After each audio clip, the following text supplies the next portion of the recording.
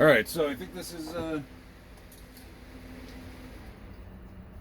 finally it. I just wanted to make the jaws a little wider. This is my nylon rivet removal tool here. This is another plastic rivets. I could have more light in here, eh? I guess you can see that. Does this help? Get over here. I don't know if that helped. Probably not. But anyway, plastic rivet.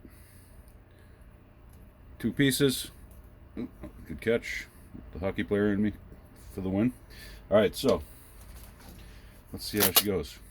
So like I said, I made the jaws a little farther apart, so I don't have to sort of push it apart.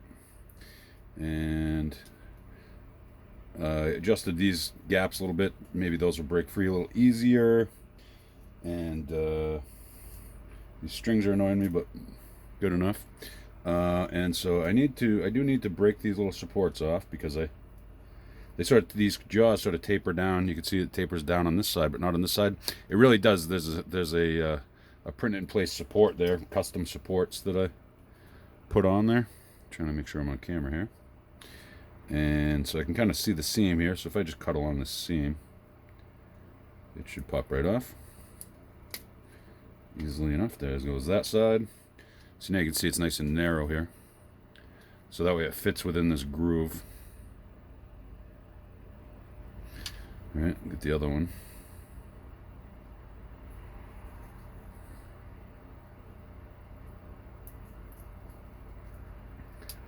Like I said, that should break off nice and easily because I did print it with a gap there. That's the idea with the custom supports, and it's really how the regular supports work too. And there may be some more things like temperature manipulation or whatever in the coding of that. I'm not sure, but one definite thing is that it puts a little gap there. It sort of uses the layered format here. It's sort of very easy to accidentally have layer into layer pore adhesion, and so you take advantage of that, making custom sports. That's how I do it. All right, so that's that, and I just need to break these hinges. Oh, that was easier. So like I said, I've adjusted the some various settings and gaps to make this break free easier. And there we go. Oh, and these hinge pins, I adjusted those too, and those seem to have broken apart nice and easy. So now, when I let it go, see, before it wasn't quite going wide enough because the way the nylon, it springs back very slowly. So over time, it'll get wider and wider and wider to where this is probably the natural position of it.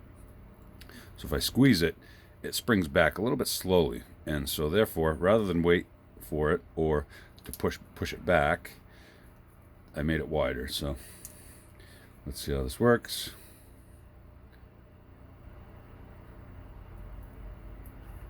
Bam. Spring it back nice and wide now. Don't lose that.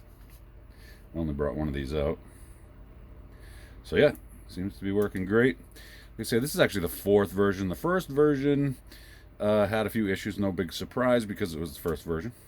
And it ended up much bigger than it's easy to lose track of the size of things in 3D CAD because your screen's always the same size. So, a SD card is like the same size as a skyscraper on your computer screen. When you're designing things, it's easy to lose track of the sizes of things.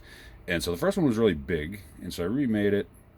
And then the second one was still kind of big, but no. Yeah, the second one was still kind of big, but it worked. And then I realized that I said, I don't need it to be that big.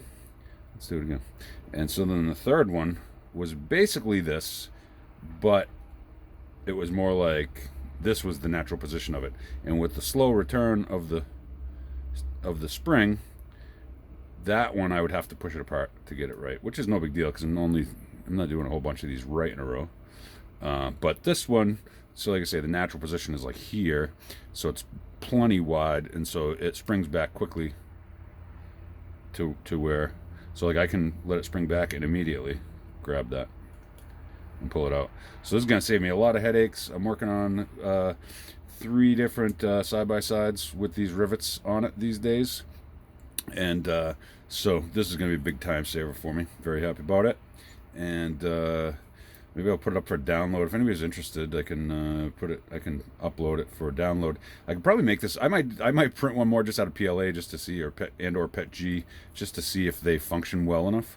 I think the PLA might over time might start to fail structurally, whereas the nylon, I just feel like the nylon, just the nature of nylon, it's a nice, they make a lot of durable parts out of nylon.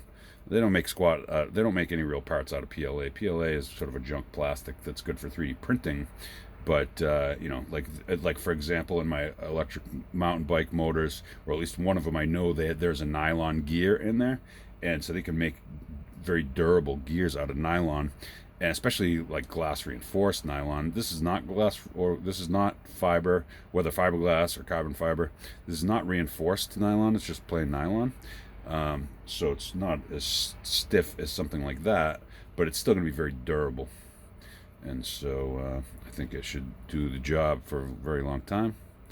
And I look forward to having this in my tools, not only as a time saver, but just as a reminder that I can make my own stuff. I like making my own stuff. And this spring design really came out pretty good. I'm very happy with it. It really works well. And it's compact. It's not like the first one was huge. And I'm pretty happy about the way this came out. It's comfortable. It's very ergonomic, and very effective. One more for the road, as they say. Bam. All right. Thanks for watching. Tell your like-minded friends, and don't forget to thumbs up and subscribe, and all that good YouTube-y stuff. So thanks for watching. Look forward to seeing you in my statistics in the future.